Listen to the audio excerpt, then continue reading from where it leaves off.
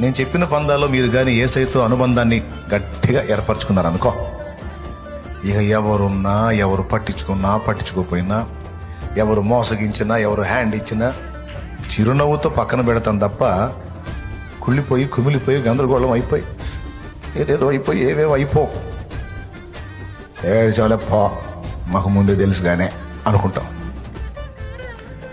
కాబట్టి ఇందు మూలంగా యావన మందికి తెలియజేయటం ఏమనగా, ఎవరితో చెప్పండి, ఎవరితో?